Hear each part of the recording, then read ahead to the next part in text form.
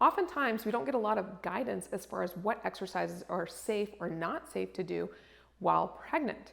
They might tell you, keep doing what you're doing, do what feels good, or don't do anything at all.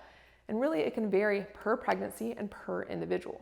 So here's some things to look out for to tell you if this exercise is appropriate for your body or not.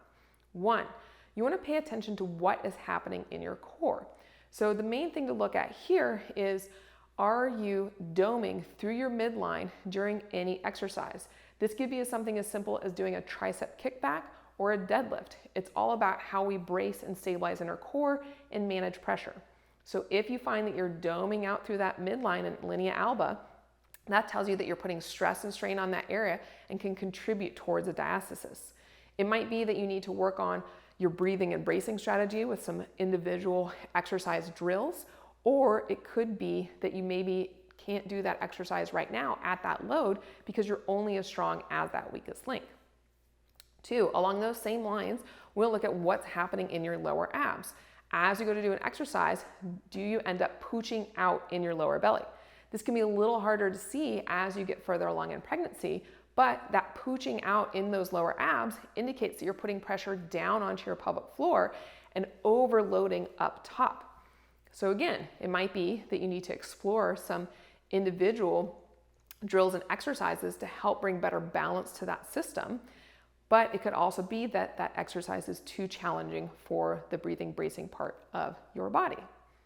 Now we can talk about if you leak, feel pressure, or feel like a tampon is coming out in your pelvic floor. This again is also indicative of poor pressurement strategies and that you are putting pressure down onto your pelvic floor and setting it up for potential injury and dysfunction. Again, coming back to, do we just need some improved awareness, some improved drills to help with that? Or is the load too high for the demand of our system as a whole? Now we can talk about thinking about either pubic symphysis pain or SI joint pain. So pain in our back or pain at the front of our pelvis. This a lot of times shows up more so in single limb stance activities or going from one side to the other.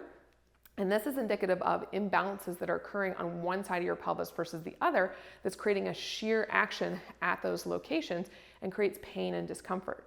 It could be that maybe that's the time that you have to eliminate that activity from your exercise routine, or maybe you can look into doing some individual exercises to help balance out the system and help create more balance in your hips and pelvis so that they're working together instead of fighting against each other. A lot can be hard to take all on your own. So definitely reaching out to a professional of some kind to help you with this guidance and help you figure out how to set your body up for success during pregnancy so that you can continue to stay strong for as long as possible, or throughout your pregnancy, not as long as possible, but throughout your pregnancy, and continue to be active as much as you can to set you up for success, not only during pregnancy, but also beyond in the postpartum time period.